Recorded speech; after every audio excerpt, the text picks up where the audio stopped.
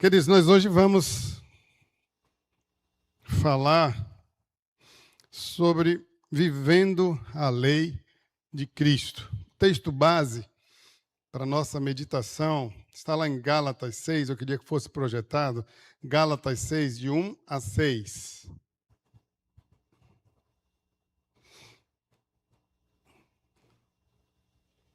Obrigado. Vamos ler todos juntos? Irmãos, se alguém for surpreendido em alguma falta, vós, que sois espirituais, corrigi-o com espírito de brandura, e guarda-te, para que não sejas também tentado. Levai as cargas uns dos outros, e assim cumprireis a lei de Cristo. Porque se alguém julga ser alguma coisa, não sendo nada, a si mesmo se engana. Mas prove cada um o seu labor, então terá motivo de gloriar-se unicamente em si e não em outro. Porque cada um levará o seu próprio fardo. Mas aquele que está sendo instruído na palavra, faça participante de todas as coisas boas aquele que o instruiu. É um texto desafiador, queridos.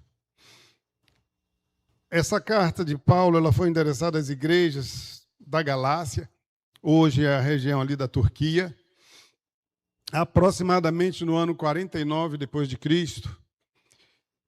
E essa carta Paulo escreveu porque ele queria confrontar alguns falsos ensinos judaizantes que afirmavam que os gentios, que os cristãos gentios, precisavam guardar a lei de Moisés para serem aceitos por Deus.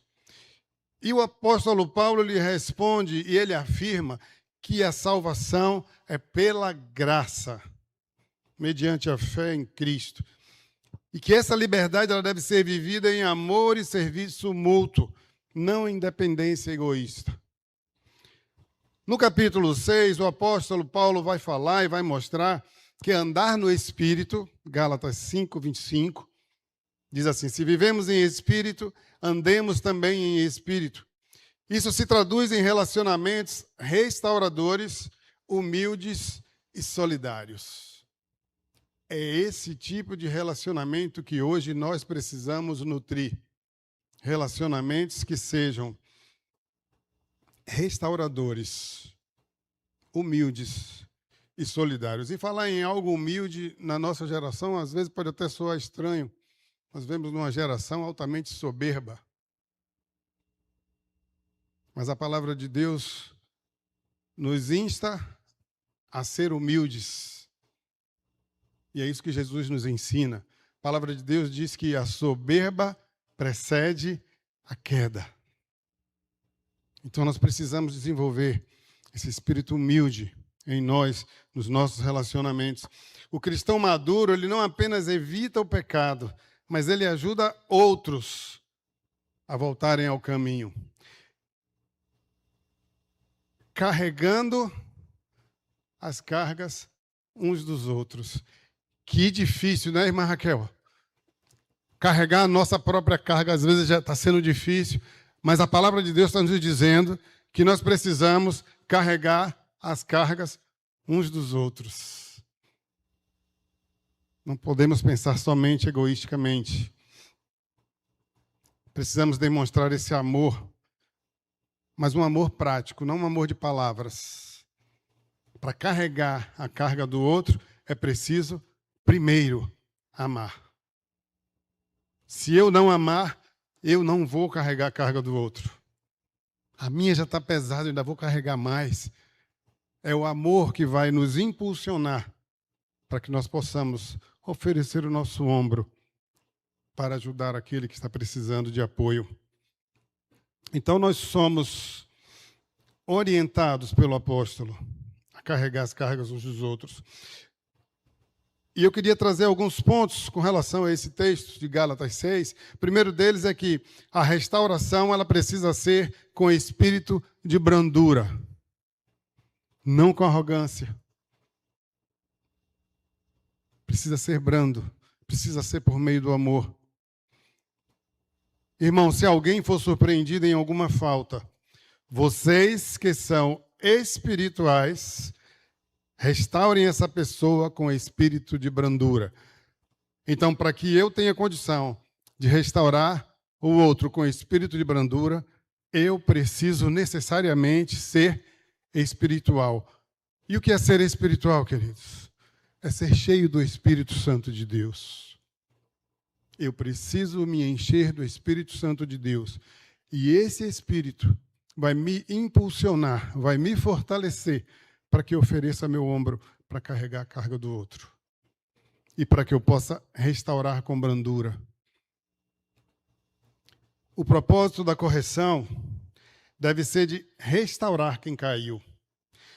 Não humilhar, não ferir, porque a violência, as acusações, muitas vezes uma linguagem agressiva não produz nenhum tipo de arrependimento, apenas afasta a pessoa de você. Se você vai exortar alguém, você precisa fazer, mas fazer em amor. Palavras brandas. Eu aprendi desde pequeno com minha mãe, que ela me repetia muito isso. Um texto que diz assim: a palavra dura suscita ira, mas a palavra branda desvia o furor. Então, se o irmão caiu ou tropeçou, nós, que somos espirituais, precisamos corrigi-lo, precisamos ajudá-lo a levantar. Mas muitas vezes, queridos, o que a gente tem feito?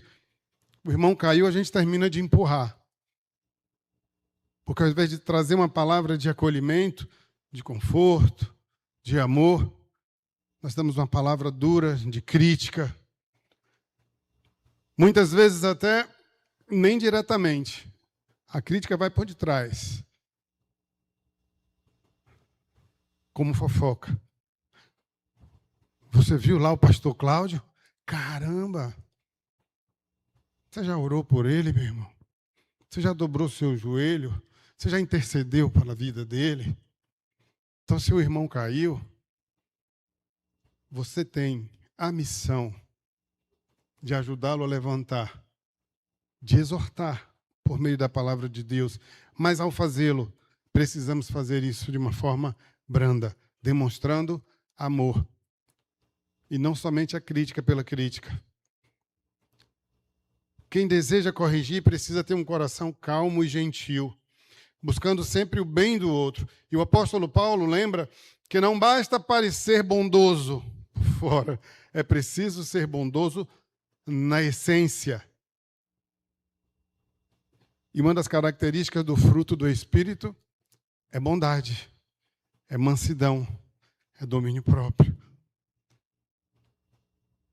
Se falta bondade na sua vida, se falta mansidão a você, isso significa, irmão, que tem pouco do Espírito Santo na sua vida.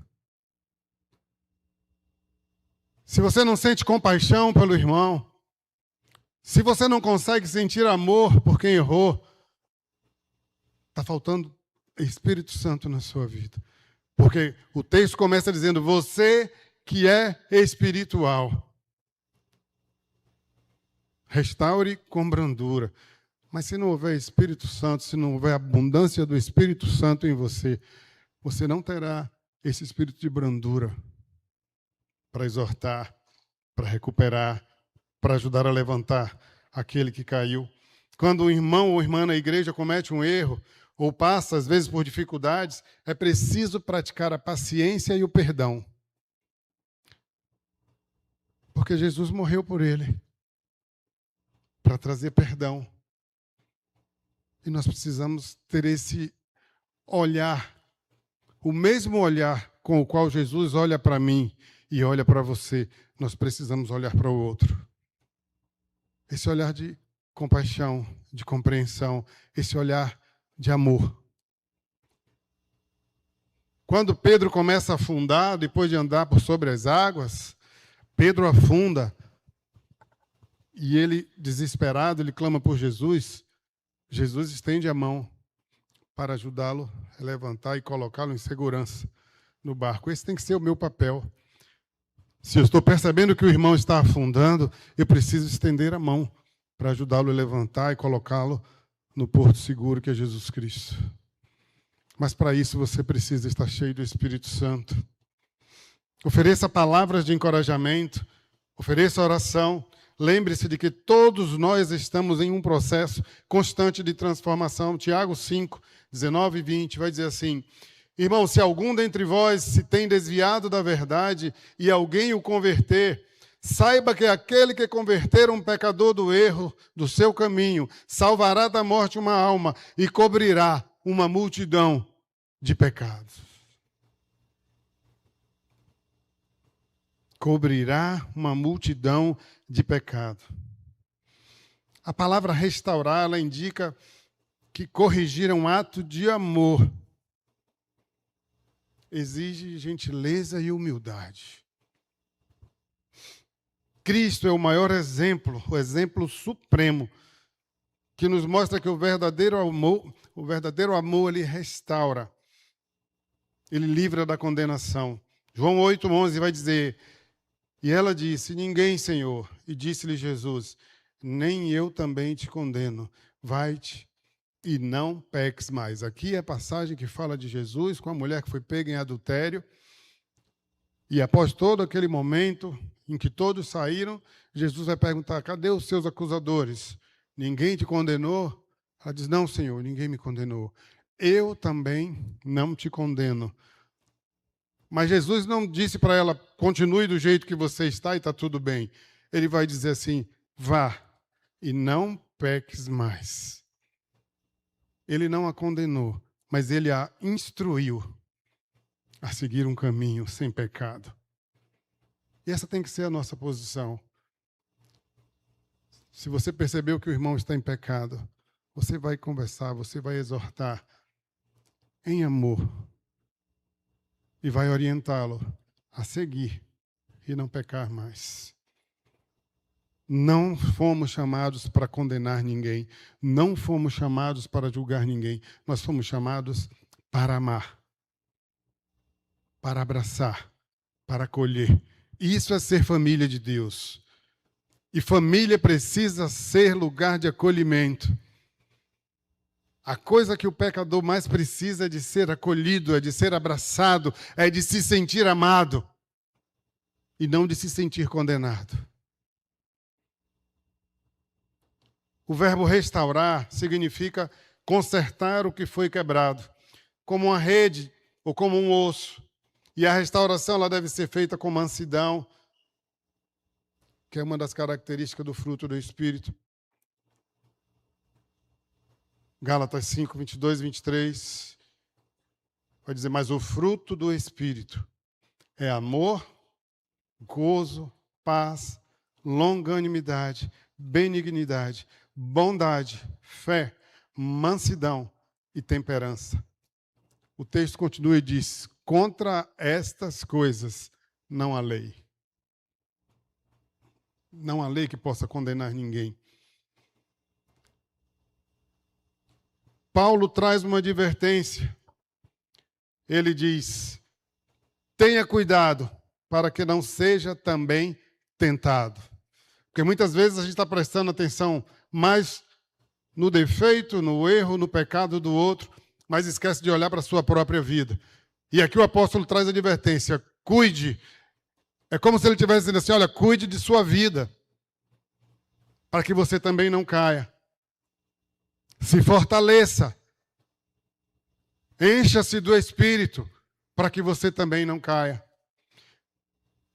Porque há uma luta constante, queridos, na nossa vida, entre carne e espírito. Essa luta é diária. Satanás não brinca, ele não descansa, ele não tem férias. O objetivo dele é nos destruir, é nos afastar de Deus. E essa luta, essa militância da carne contra o espírito, você só vai alcançar vitória contra a carne se você estiver cheio do Espírito Santo. Vai prevalecer quem você está alimentando mais. Se você está alimentando a sua carne, ela vai prevalecer. Mas se você está alimentando-se espiritualmente, a carne será crucificada no nome de Jesus. E nós precisamos crucificar a carne todos os dias, irmãos. Não podemos vacilar. Enchei-vos do Espírito Santo, porque ninguém está imune à queda. Ninguém está imune à queda.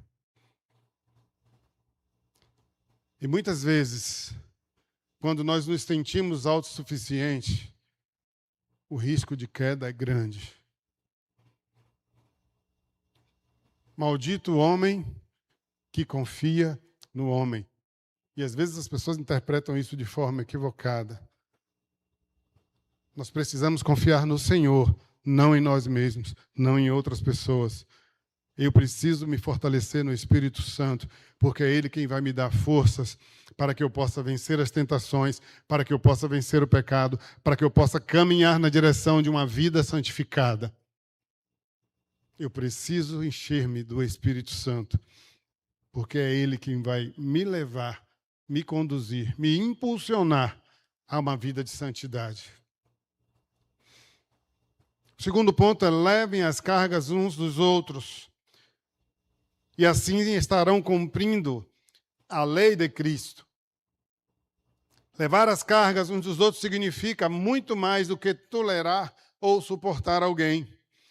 É compartilhar os pesos da vida desse alguém, ajudando uns aos outros com empatia, ou seja, se colocando no lugar do outro, sentindo a dor do outro,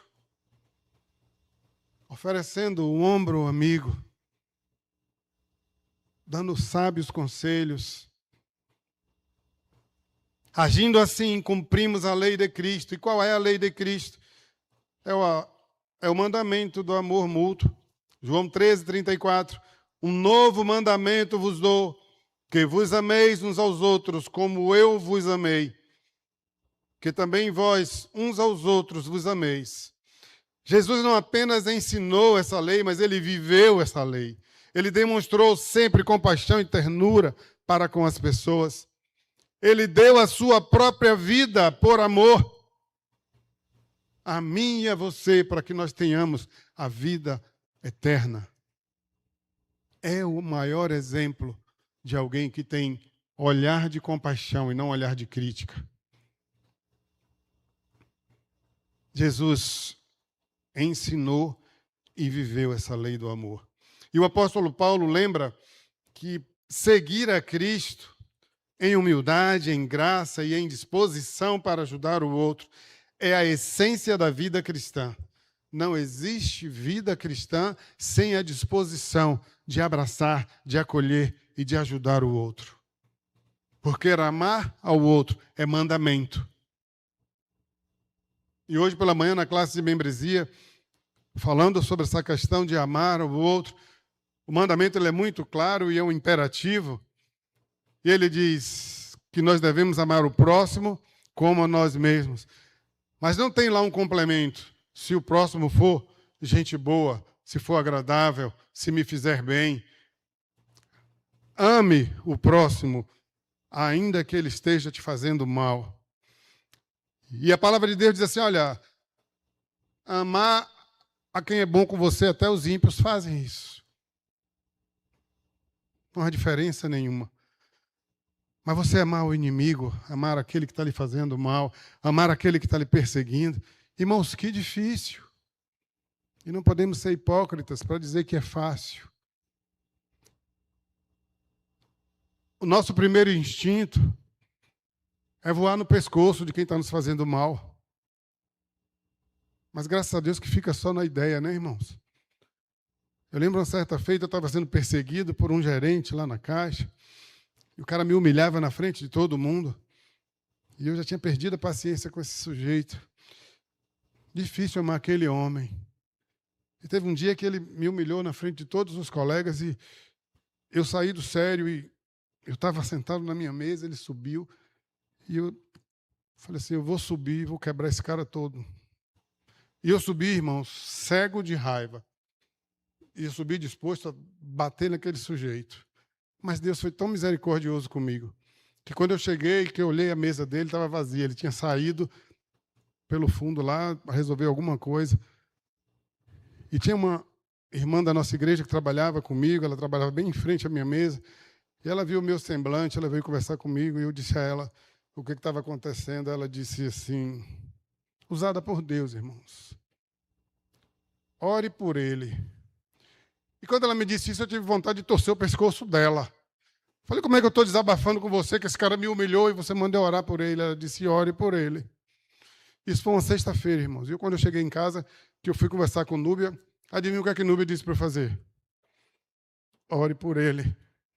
Eu falei, então eu vou orar por ele. E eu comecei a orar meio contrariado, né? Meio travado. Mas depois o Espírito Santo foi tirando aquilo de mim. E eu comecei verdadeiramente a interceder por aquele homem, que Deus tivesse misericórdia dele.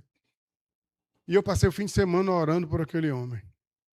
Na segunda-feira, quando eu cheguei, ele já estava lá, eu subi para conversar com ele. Já não tinha mais aquela raiva, aquele furor de bater no sujeito, mas eu precisava conversar com ele. E eu falei para ele assim, cara, você me humilhou, e eu queria saber o que é que você tem contra mim, se é o meu trabalho que não está lhe agradando e tal. Não, Cláudio, que loucura. Eu gosto muito de você. E eu pensei que comigo esse cara deve ser bipolar, né? Eu gosto muito de você, você é excelente profissional. Eu falei assim, é uma maneira estranha de gostar, cara, você me humilhou na frente de todo mundo. Aí ele disse, não, então me perdoe. E na reunião seguinte, na frente de todo mundo, ele me pediu desculpas. E todo mundo ficou assim, um olhando para o outro, porque conhecia que aquele cara era uma pessoa extremamente difícil. E todo mundo ficou assim, esse cara está pedindo perdão para você, o que aconteceu? Eu disse, eu orei por ele. Sabe, queridos, às vezes a gente quer dar a nossa própria solução, mas a palavra de Deus nos diz, nos mostra como devemos agir.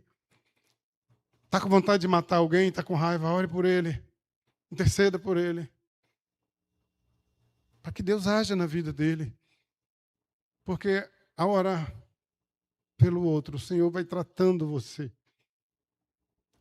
assim como ele tratou comigo. E aquela vontade de torcer o pescoço daquele homem, ela se esvaiu, ela foi embora. Mas imagina, irmãos, se naquele dia eu conseguisse encontrar aquele homem, o estrago que não teria acontecido na minha vida, porque fatalmente eu seria demitido do trabalho. E muitas vezes a gente quer agir sem pensar, no impulso, mas nós precisamos agir direcionados pelo Espírito Santo de Deus. Então, antes de tomar qualquer atitude, dobra o joelho e vai orar.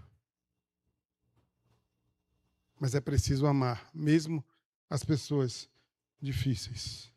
A palavra de Deus nos ensina isso. Precisamos seguir o exemplo de Cristo. As cargas, queridos, elas representam os pesos da vida, as dores, as tentações, as desilusões, as lutas espirituais. Levar significa ajudar a sustentar. E o amor se torna prático na partilha desses fardos, dessas cargas. Nós tiramos o amor da teoria e o colocamos em prática, quando nós ajudamos o nosso irmão a levar uma carga que está pesada.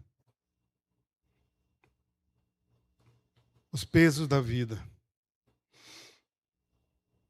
Cumprir a lei de Cristo é obedecer o mandamento do amor.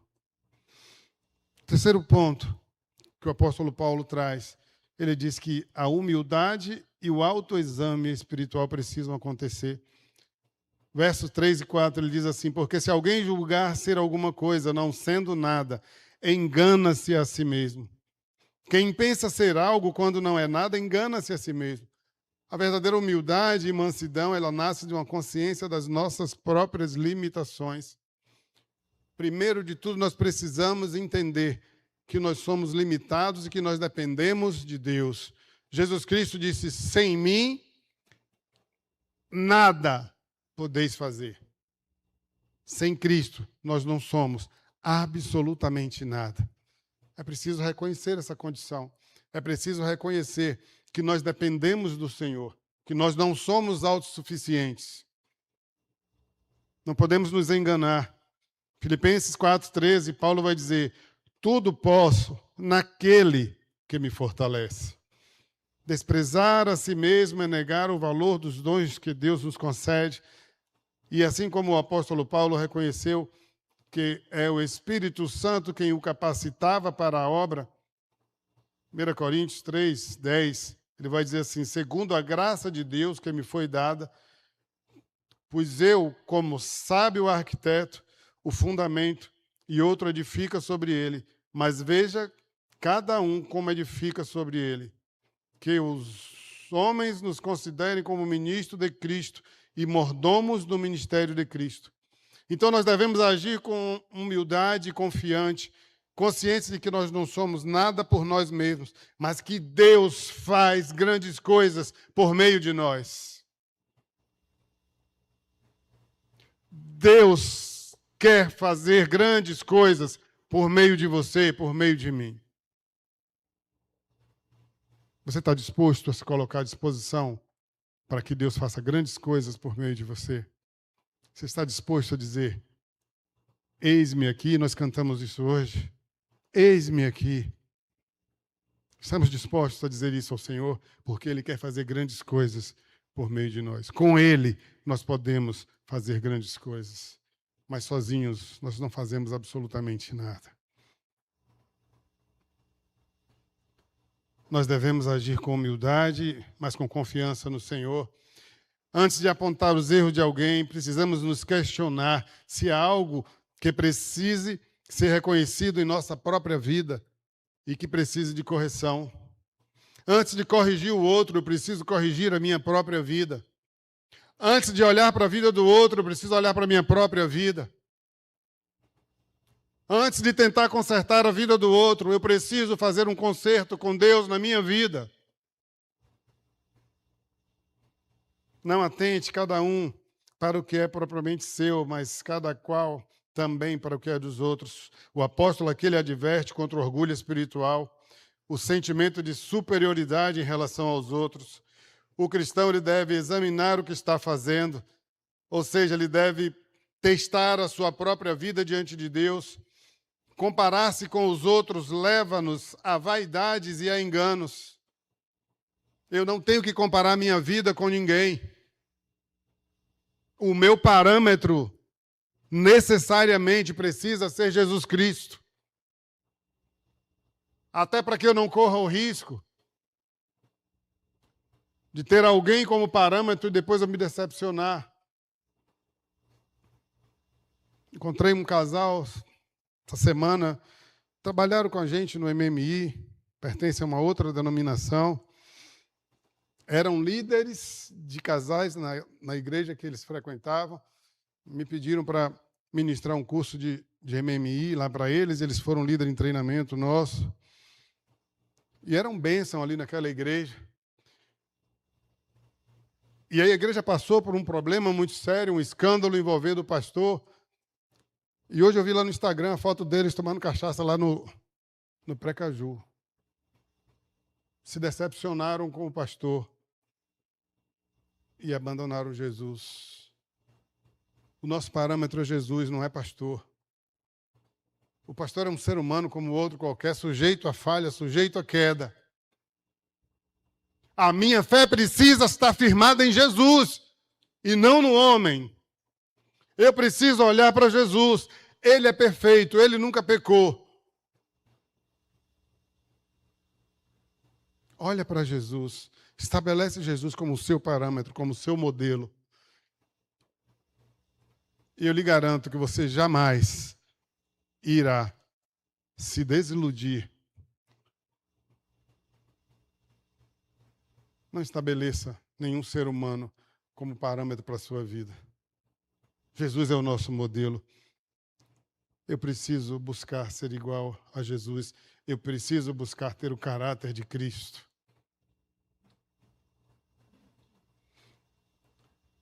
A responsabilidade diante de Deus, ela é pessoal. Cada um dará conta de si mesmo a Deus.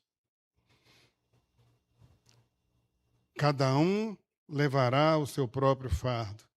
Em vez de julgar ou de comparar-se com os outros, Cada pessoa deve examinar-se a si mesma diante de Deus. E o apóstolo Paulo ensina que o verdadeiro motivo de se gloriar deve vir do que Deus realiza no coração e não de comparação com outras pessoas. Quem mede a sua vida pelo padrão dos outros comete engano, e o cristão deve olhar para o espelho da lei de Deus e o exemplo do Senhor Jesus Cristo. Cada um é responsável pelas suas próprias ações, pois cada pessoa terá que prestar contas ao Senhor. Um dia estaremos diante dele e nós prestaremos conta de todos os nossos atos. Eu não vou prestar conta dos atos de Tito. Ele vai prestar conta diante de Deus. Eu vou prestar conta dos meus atos. Isso não me impede de exortá-lo, de estender a mão, de orar com ele, de orar por ele. Particularmente, fiquei extremamente feliz de ver Tito ministrando novamente aqui. Alegrou meu coração. Fiquei muito feliz. Um homem de Deus. Um homem que tem Jesus no coração. E é bonito vê-lo louvar, porque a gente percebe que aquilo não é um mero cantar, mas que vem do mais profundo do ser. Eu creio que Deus olha para ele e vê um verdadeiro adorador. Deus te abençoe, meu irmão. Que você continue aí a ministrar. Para nos ajudar a louvar e adorar esse Deus maravilhoso.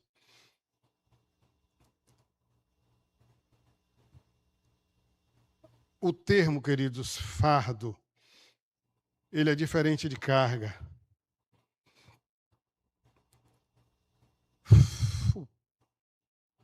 Fardo, eles são pesos que eu posso compartilhar.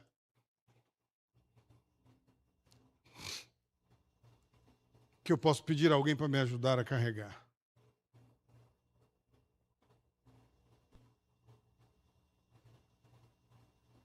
Eu estou disposto a carregar o fardo do meu irmão.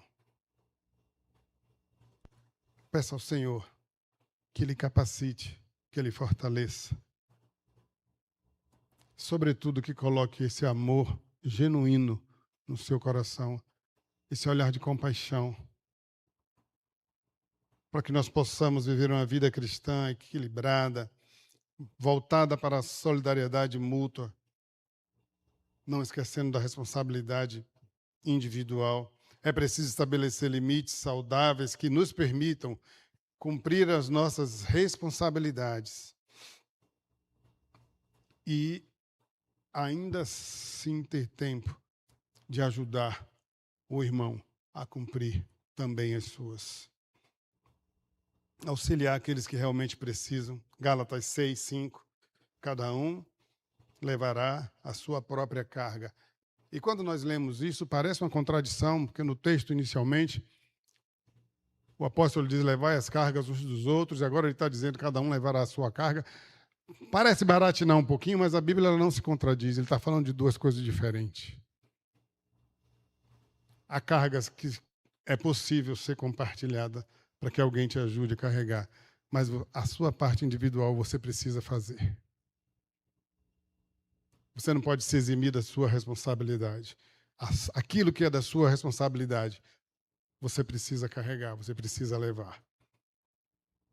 Participe de ações solidárias, campanhas de doação, visite pessoas que estão necessitando de visitas, visite nos hospitais, apoie as pessoas que estão em situação de vulnerabilidade. Tem pessoas que estão passando fome, queridos, e às vezes a gente faz de conta que não é com a gente. Ah, isso é coisa do governo, ou isso é com a igreja. A igreja tem lá ação social, que dê lá uma cesta básica. Eu queria dizer uma coisa para vocês essa noite. Muitas vezes, Deus tem nos dado recursos além do que nós necessitamos. Não é para ser gasto somente nos nossos prazeres. É para que você possa ser canal de bênção na vida de alguém. Deus está lhe dando oportunidade para abençoar outras pessoas, para que você seja instrumento dele para abençoar pessoas que estão necessitadas. E eu dou glórias a Deus porque eu tenho conhecido pessoas efetivamente generosas. Aqui na igreja, eu conheço pessoas generosas, que têm um coração generoso. Isso me alegra, porque é alguém que está sentindo a dor do outro, é alguém que está se colocando no lugar do outro. E é alguém que está valorizando aquilo que o Senhor tem lhe dado e tem se oportunizado para que seja usado por Deus para ser canal de bênção. Que nós não sejamos egoístas. Que aquilo que o Senhor tem nos dado não seja só para usufruir no meu prazer, mas que o meu coração esteja aberto para abençoar outras pessoas. Às vezes a gente gasta dinheiro com tanta bobagem,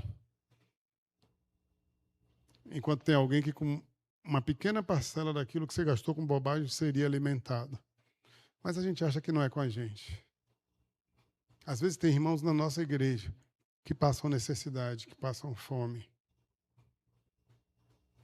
E a gente passa de largo. Mas é preciso ter um olhar de compaixão. É preciso ter esse olhar de amor. Esse olhar que levou Jesus Cristo à cruz. Essa compaixão que levou Jesus Cristo na cruz. Para me substituir, para substituir você. Porque aquela cruz era sua e era minha.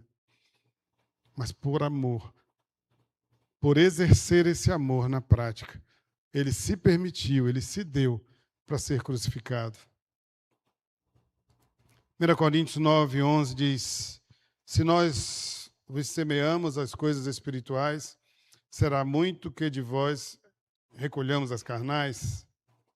1 Timóteo 5, 17, 18: os presbíteros que governam bem sejam estimados por dignos de duplicada honra, principalmente os que trabalham na palavra e na doutrina, porque diz a Escritura: não ligarás a boca ao boi que debulha, e digno é o obreiro do seu salário. Filipenses 4, 14: todavia fizeste bem em tomar parte da minha aflição, e bem sabeis também, ó Filipenses, que no princípio do Evangelho, quando parti da Macedônia, nenhuma igreja comunicou comigo com respeito a dar e receber, senão vós somente, porque também uma e outra lhe mandaste o necessário a Tessalônica. Não que procure dádivas, mas procure o fruto que cresça para a vossa conta. O apóstolo Paulo está aqui reconhecendo que quando teve necessidade, a igreja de Filipos se levantou e supriu as suas necessidades. Exercendo na prática esse amor que Jesus nos ensina a praticar. Isso é amar o próximo. Assisti-lo nas suas necessidades, sejam elas físicas, emocionais ou espirituais. Eu queria trazer algumas considerações finais, queridos. Primeira delas, restaure com amor. Quando o irmão cair, não o condene. Ajude-o a levantar. Segunda consideração, compartilhe os fardos. Seja um ombro amigo nas horas de dor e de provação. Terceiro, viva em humildade. Não se compare com os outros. Examine-se a si mesmo. Quarto, assuma a sua responsabilidade. A maturidade cristã é viver com consciência diante de Deus. E por último, valorize o ensino bíblico. Sustente e honre aqueles que se dedicam à palavra. O trecho que nós lemos de Gálatas 6, de 1 a 6, ele mostra que a vida no Espírito é profundamente relacional e prática. Envolve relacionamento, envolve a forma como nós devemos nos relacionar uns com os outros. Há uma música que diz: eu preciso de você, você precisa de mim, nós precisamos de Cristo até o fim. A gente canta muito isso lá no encontro de casais. Isso é uma realidade. Eu preciso de você, irmão. Você precisa de mim. E nós como igreja, como irmãos, precisamos de Cristo até que Ele volte. O cristão maduro vive o evangelho em amor, em humildade e em responsabilidade. Devemos cumprir a lei de Cristo, não somente com palavras, mas carregando verdadeiramente as cargas uns dos outros, restaurando com brandura e sendo grato por aqueles que nos ensinam. Para finalizar, o verdadeiro espiritual é aquele que vive o amor de Cristo em ação, restaurando, servindo e compartilhando. Que o Senhor nos ensine a viver essa vida relacional como crentes espirituais e não carnais. Que nós possamos suportar e carregar a carga uns dos outros e restaurar em amor. Que o Senhor nos abençoe. Eu quero orar.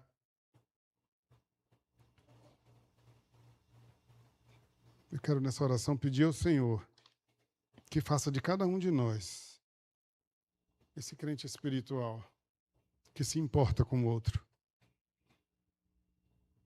que se coloca no lugar do outro, que compreende o outro, que tem compaixão, que ama, não de palavras, mas com ações.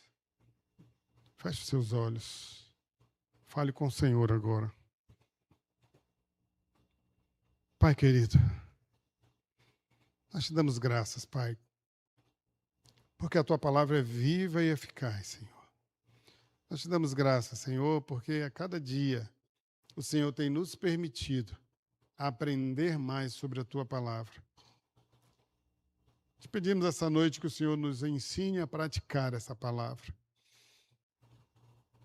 Que nós sejamos, ó Deus, verdadeiramente crentes espirituais, que se importam um com o outro, que dividem as cargas uns com os outros, que carregam a carga do outro, que amam o outro apesar do outro. Faz de nós, Senhor, instrumentos usados por Ti, Senhor, para abençoar o outro. Que nós sejamos, ó Deus, vasos de honra e não de maldição. Que nós possamos, meu Deus, exortar com mansidão, com amor. Que nós possamos ajudar o outro a se levantar. Que nós possamos cuidar de nós mesmos para que não caiamos. Fortalece-nos, ó Deus. Fortalece-nos, Senhor. Sem Ti nós não somos absolutamente nada. Mas a Tua palavra também diz que contigo nós somos mais do que vencedores. Louvado e exaltado seja o nome do Senhor. Porque Tu és tudo para nós, Senhor. Tu és o alfa e o ômega. Tu és o início e o fim. Tu és o Deus que tudo podes. Tu és aquele que podes fazer infinitamente mais do que tudo que pedimos ou pensamos, conforme o Teu poder que opera em nós. A Ti, Senhor, seja toda a honra, toda a glória, todo o louvor e toda a adoração pelos séculos dos séculos. Nos ensina a amar, nos ensina a acolher, nos ensina a abraçar, nos ensina a restaurar o outro, Pai, de acordo com os princípios da Tua palavra. Usa-nos, Pai, que nós possamos todos dizer: eis-me aqui, Senhor. Usa-me conforme os Teus propósitos, no nome de Jesus.